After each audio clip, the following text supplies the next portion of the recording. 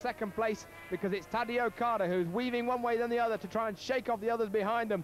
It's second place. He's gunning for it. He's gunning for it. However, Nobuwatsu Aoki, he's going to be looking up on the inside of Luca Cadalora for third. He does go through.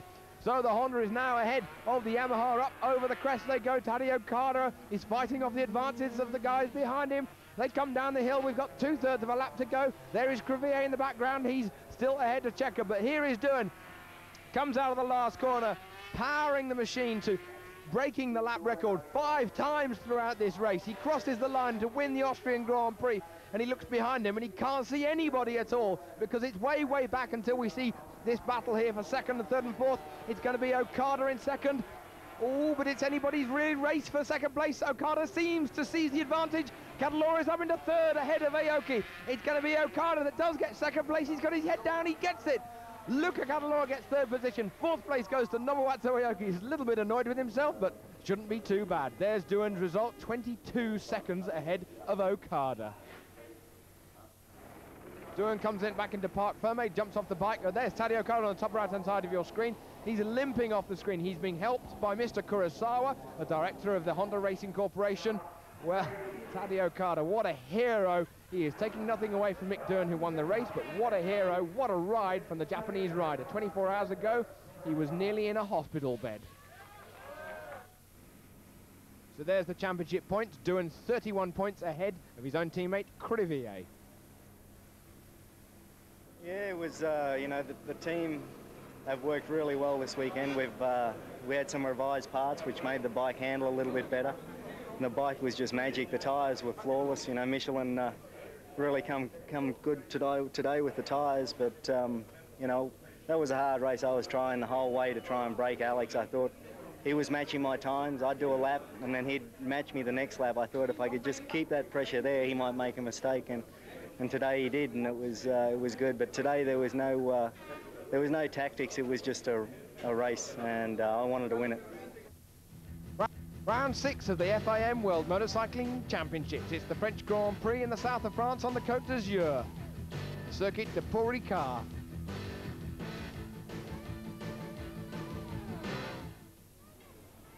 Near to Marseille and near to Toulon. Of course, it's a major holiday-making place for many Europeans who flock to the Côte d'Azur to soak up the warm sunshine and, of course, the sights.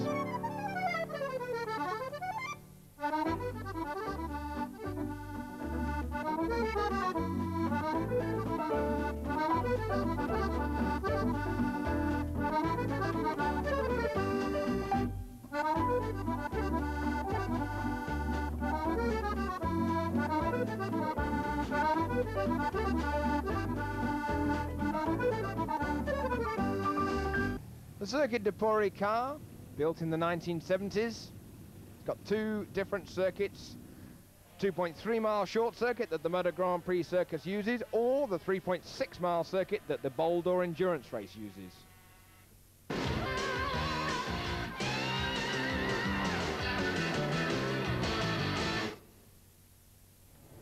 Practice was held under sunny and warm conditions with temperatures in the low 70s.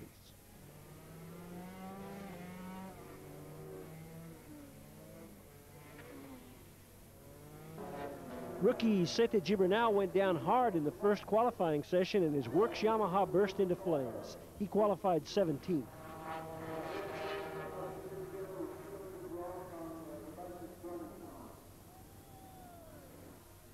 Jean-Michel Bayle, riding in his home Grand Prix, crashed the Marlboro Roberts Modenus KR V3 but was uninjured, qualified 16th on the inside of the 4th row.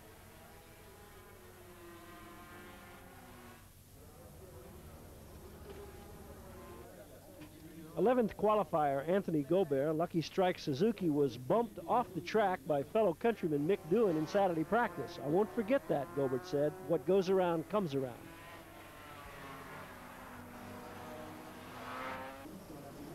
Italian Doriano Romboni on the provisional front row during much of the final session was another qualifying crasher. He was finally relegated to 9th.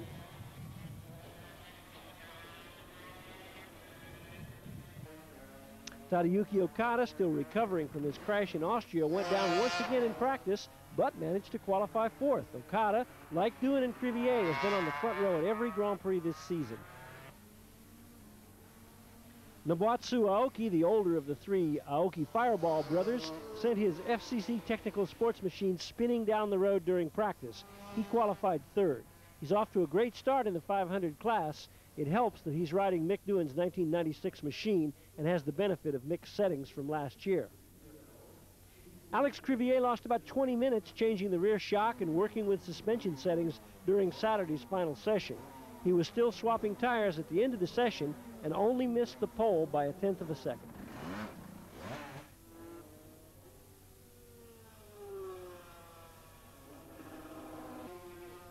Mick Doohan was 32 on the Wednesday before the French Grand Prix and promptly took his 41st pole position. He was second to Crivier on Friday, but lapped in 1:21.08, a new absolute track record on Saturday.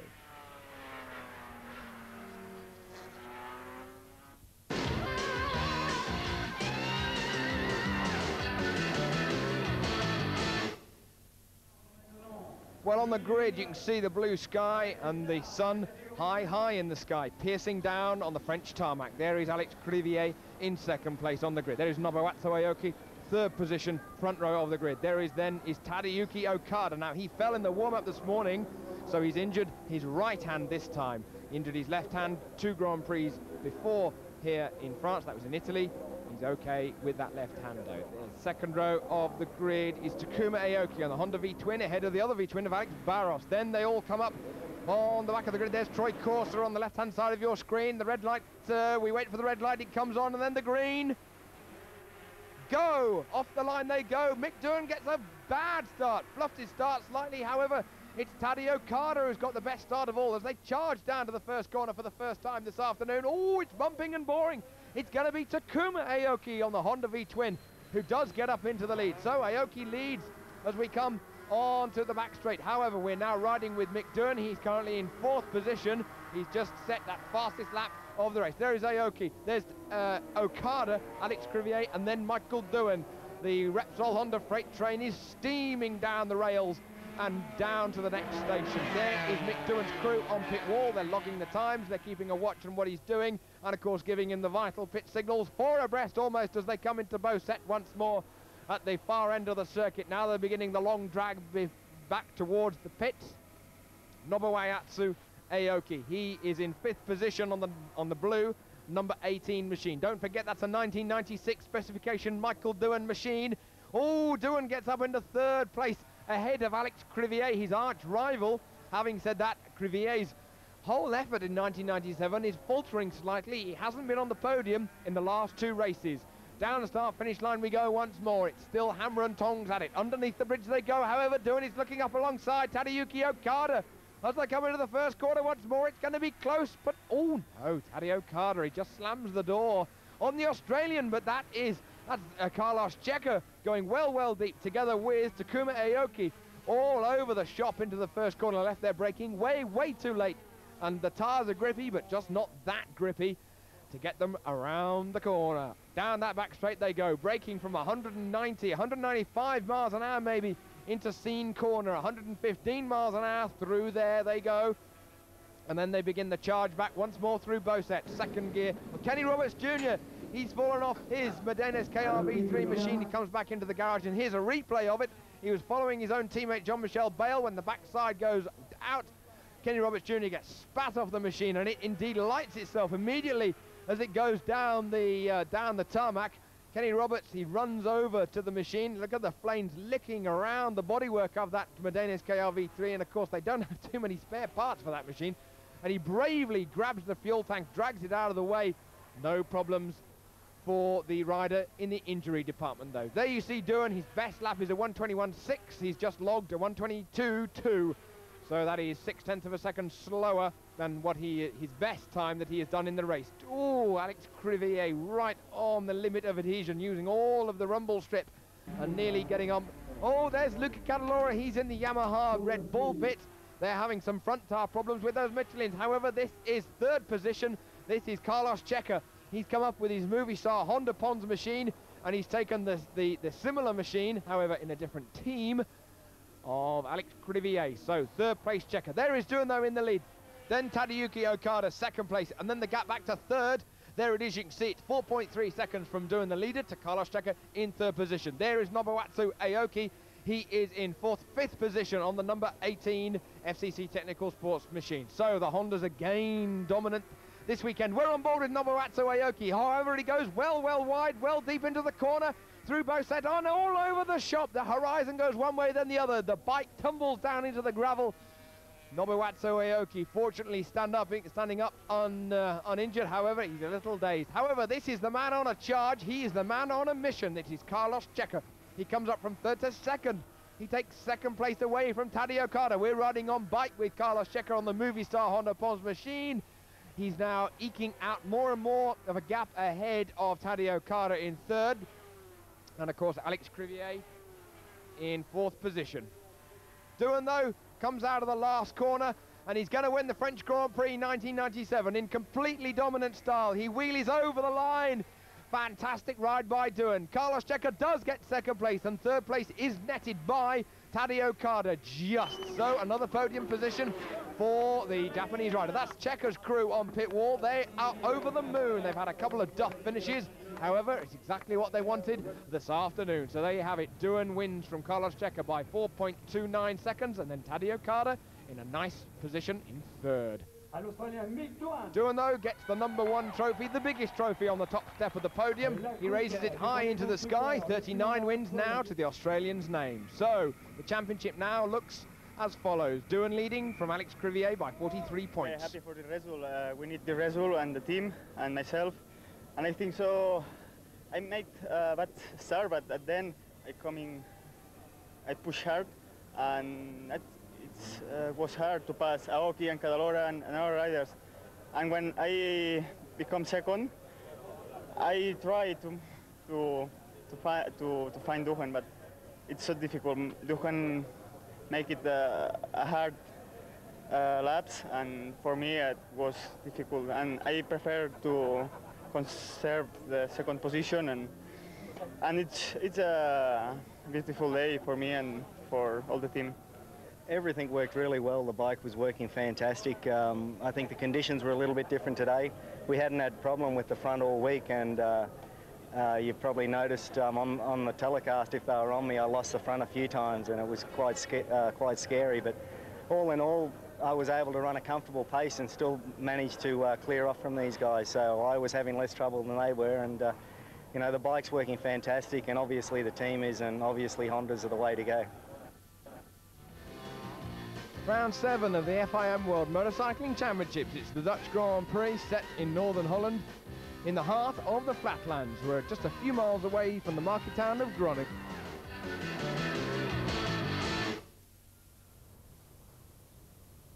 The Dutch TT, the 72nd running of the greatly historic event. Even the wildlife was there. But of course, the flatlands and the dikes very much part of the local countryside.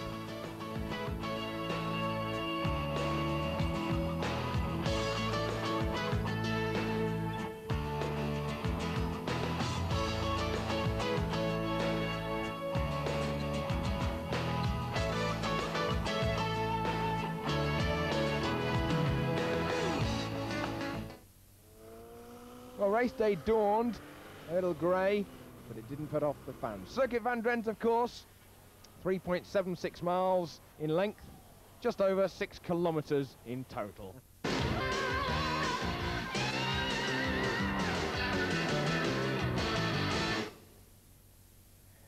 500 practice started with rain but went dry later in the afternoon. Assen plays no favorites. Even riders who profess to love this great old circuit are sometimes subject to its treachery.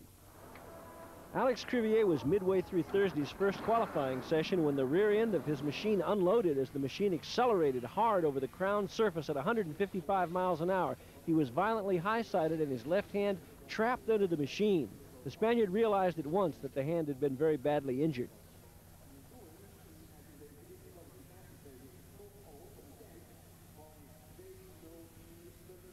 Given medical attention at trackside, and then transported to Groningen Hospital immediately after the crash, where he underwent a 2-hour skin graft on Thursday afternoon. He was then flown out to Barcelona on Friday, where he's hospitalized under observation. If the skin graft is successful, he might be back as soon as the German Grand Prix. But whatever happens, it looks as if Alex Crivier's run for the title this year is over.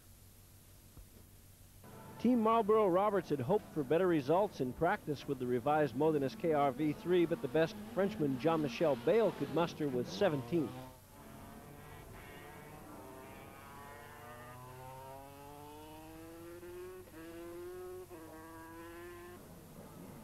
Troy Corser was just back of Alex Crivier when the Spaniard went down, a sobering experience for the Superbike champion, who qualified the Red Bull Yamaha in 13th position.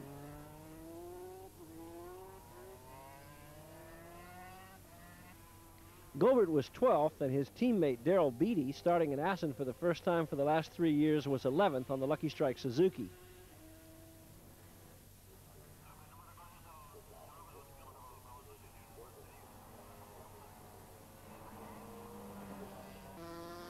For the first time this season, the quicker of the two Elf riders was German Jürgen Fuchs, who has been struggling to adapt to the 500.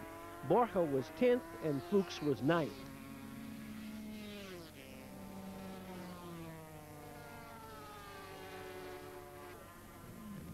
Luca Cadalora said that he was hoping for rain.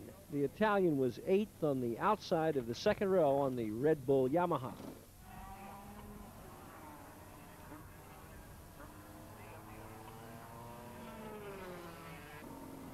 Alex Barros, who's been on the 500 podium twice already at the Dutch Grand Prix, qualified his Team Gresini V-Twin 6th. Barros says that he's not yet been able to finish a race without having some kind of little mechanical problem. And for the first time this year, Tadayuki Okada, still complaining of his injured hip, did not qualify his Repsol Honda V4 for the front row. He was 5th, leading off the second row. The man who kept Okada off the front row was inspired Dutchman Jürgen van der Gerburg, who thrilled the home crowd by qualifying his V-Twin Honda, the Joe Miller bike, for the outside of the front row. Carlos Checa, movie star Honda Pons, got out early in the final session and put himself on the provisional pole just before the rains came, but then it dried out and he was dropped to 3rd.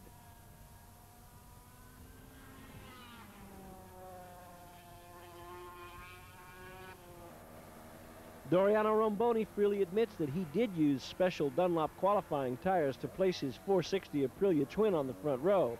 He hopes for a good start and perhaps his first podium on the little Aprilia Super 250. When there's no pressure on Mick Doohan from his championship rivals, he puts the pressure on himself. He rode like a man possessed on a still drying racetrack and took his 4th straight pole on the Repsol Honda. It was the 42nd pole position of his career.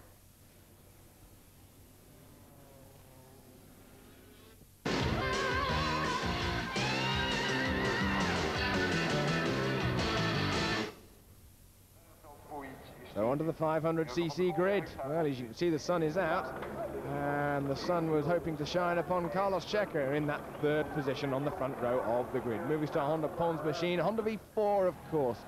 So let's have a quick look at that grid once more. Doohan on the pole from the Aprilia of Doriano Romboni. Carlos Checa in that 3rd, and Jürgen van der Gerburg in the 4th position on his Joe Miller Honda V-Twin, a 2:03.5, scintillating lap time from the Dutchman in that 4th place. Second row was then headed off by Tadayuki Okada, and then Alex Barros, Nobuatsu Aoki, and then Luca Cadalora, the leading Yamaha there, heading off the second row of the grid. Doohan is keen to get away. We wait for the green lights. He goes! Good start there by Doriano Romboni. That Aprilia is notorious for not getting off the line well. However, he's doing maximum damage limitation as they go down the charge down to the first corner. It's going to be Mick Doohan from Carlos Checa, from Nobuatsu Aoki, as they stream around the first corner, all safely through there, fortunately enough for everybody else. Then you can see it one way then the other. There is Carlos Checa's pitboard when he comes across the line. It says that you've got Mick Doohan behind you because he's managed to get up into the lead. Doohan is 2nd, Doriano Romboni is 3rd, Nobuatsu Aoki in 4th, and there is Jürgen van der Gerburg. He is in 5th position on his Miller V-Twin. The other V-Twin of Alex Barros, just one place behind him in that 6th place. Sun beating down on the track. There's Romboni, there's Nobuatsu Aoki, and there is Alex Barros He's on that customer Honda V12. Oh, Jürgen van der Gerberg is out of the race. Jürgen van der Gerberg, some sort of a mechanical bobbler with the Honda. He's out of the running, and he says, it's all over. What rotten luck for the Dutchman. However, this is the battle for first place. It's between Carlos Checa and Mick Doohan. Doohan, he looks up on the inside of the Spaniard, and he looks as if he's got through, but no, the Spaniard comes back at him. Well, Carlos Checa certainly on a roll here this afternoon. He's leading it from the front, and he's beating, at the moment so far at least, a three-time world champion. However, we've seen that Doohan, he takes a couple of laps to get up into the lead, and he'll be looking towards getting up there very soon indeed. This is the battle for third place. There is number 7 Tadej Okada, and then the number 5 Yamaha machine of Norik Abe. He's in 4th position. Down to the chicane though once more. The huge crowd watching Doohan come up on the inside, and he comes through. Doohan up on the inside ahead of Carlos Checa. He now leads this Dutch Grand Prix here this afternoon. He just goes across the line. Luca Cadalora retires from the race on his Red Bull Run Yamaha. That is it all over for the Italian. Doohan having a bit of a wobble as he comes over the crest of the hill once more. The crown in the road so pronounced, it really does put an immense loading upon the suspension on these 500cc bikes. Sete Gibernau, he's in the box, and it looks as if it's all gone a bit wrong. He shakes his head, some sort of a problem with that Yamaha. However, the wind's got up and it's raining. It's raining. Doohan has put his hand up. He's signaling that the race needs to be stopped, and indeed the race has been stopped. The red flags have come out. There it is. The officials on the start-finish line. So the race has been stopped after 11 laps, after a scheduled 20 laps, and they all come back into the pits. So we're going to have a restart. The restart positions will be in the same positions as they finished those 11 laps. You can see the rain pouring down on the track. It's a wet race. 8 laps to complete, starting in those wet conditions. Doohan gets his helmet all right, and then he's ready for that start. Puts his visor down. He means business. The lights go green. Ooh, bit of a flyer from the 4th row, essentially on the second race, of Daryl Beattie on the number 6 Lucky Strike Suzuki, pulling huge wheelies. Alberto Puig on the number 9 machine, almost elbowing somebody else out of the way. However, it's going to be Doohan who comes up into the lead into the first corner in this 2-part race. Remember that the 2 aggregate times will be added together to make up the total time. There's Takuma Aoki on the Honda V-Twin. Let's have a look. Oh, he has a huge high starter moment through the left-hander there. Almost gets back on the machine, but then it runs into the rough ground and it just spits him off, holding on for grim life, but he just has to let go of it. Doohan, though, in supreme command of this race. He has started the second half of this race with a wet front and an intermediate rear tyre. However, we've got to keep our eyes on Romboni on the Aprilia V-Twin. Oh, Borja's off! Borja's off on his L500. And the last half of a lap here this afternoon, the Spaniard assured of his best ever finishing position on a 500 machine, and he's thrown it down the road. Doohan, he's going to win this race in commanding style ahead of Carlos Checa. However, in the background there's Doriano Romboni. I was just about to mention the fact that he's got intermediates both on the front and the rear, and he was circulating those last couple of laps 5-6 seconds quicker than anybody else.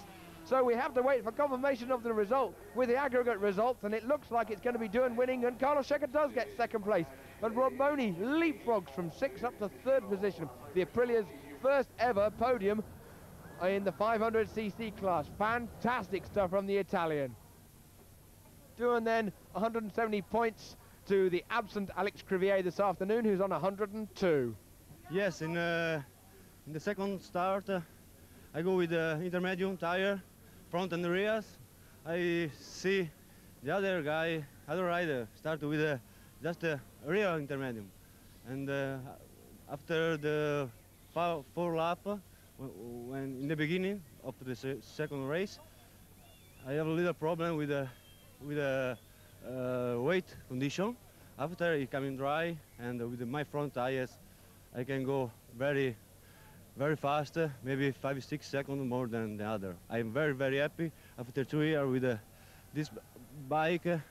Is my first podium, is first podium for Aprilia 500. I think it's a beautiful day for us. Yeah, everything worked out good. It was a shame that it rained again in the first race, as it did last year. It would have been good if we could have started on time and not 5 minutes later. Perhaps we would have finished the race, or would have made the amount we needed for qualified race distance. Because that was quite scary in the second part of that race, especially because we knew we had to start with basically an intermediate in the rear, So that was dodgy at the beginning, and then at the end, the front full wet and the dry wasn't sticking all that good. But all in all, we had to do with what we had to do, and again, the Repsol Honda come out on top. So I think it just shows what a strong team it is all around. So on to round 8 of the FIM World Motorcycling Championship. It's the Imola Grand Prix, and although it's the second time that we've visited Italy so far in 1997, the proper Italian Grand Prix was held, of course, earlier this year at Mugello. The Imola Grand Prix, just a few miles south of Bologna.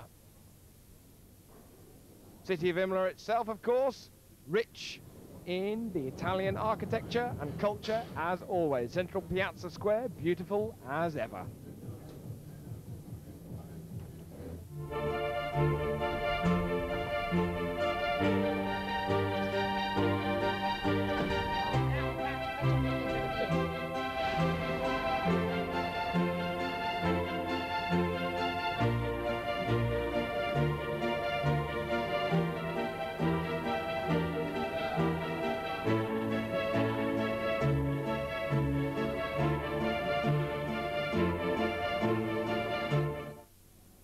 The circuit itself, as you can see, is right on the outskirts of the city.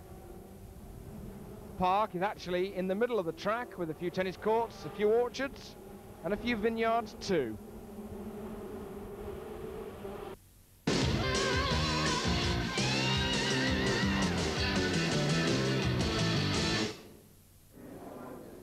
Troy Corser, reigning World Superbike champion, did not ride at the Grand Prix of Imola. Negotiations have broken down between the Australian champion and Bob McLean, owner of the Red Bull team.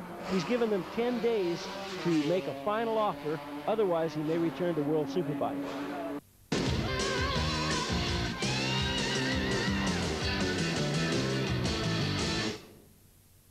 After a chilly, rainy Dutch Grand Prix last week, Italy greeted the riders with blue skies and 80-degree temperatures. When the 500s went out for the first practice on Friday, it was without Repsol Honda rider Alex Crivier and also without Troy Corser. Kenny Roberts Jr., riding the Marlboro Team Roberts KR-V3, crashed in practice when the three-cylinder machine seized. It was a frightening-looking crash, but fortunately he wasn't seriously injured and he was able to qualify 19th.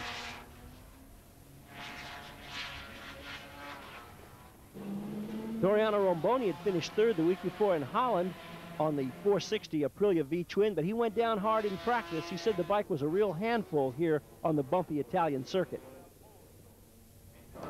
The lone Red Bull Yamaha rider, Luca Catalora, riding in front of his home fans, qualified 8th. Luca, relieved to have signed a contract with team owner Bob McLean for the rest of the season, is now settling down to the task of defending Yamaha's colors. But the first Yamaha was Team Rainey's Norifumi Abe. Last week, Abe was running a strong third until rain interrupted the Dutch Grand Prix. Abe, usually a poor qualifier, qualified 7th, his best qualifying performance of the season. The youngest of the Aoki brothers, Repsol Honda's Takuma Aoki, riding the V-twin 500, qualified 6th on a racetrack that may favor the lightweight machine.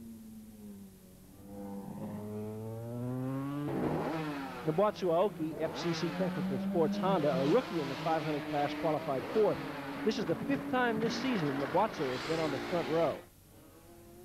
He's already been on the podium twice in 500 after only 7 starts.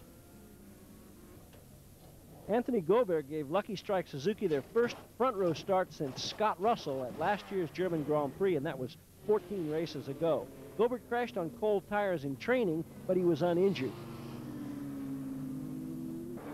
Carlos Checa, after finishing 2nd in the last 2 Grand Prix, put his Movistar Honda Pons V4 2nd on the grid. He was caught out by strong gusting side winds and went down in the final qualifying session. However, he was uninjured. This was Checa's best ever qualifying result.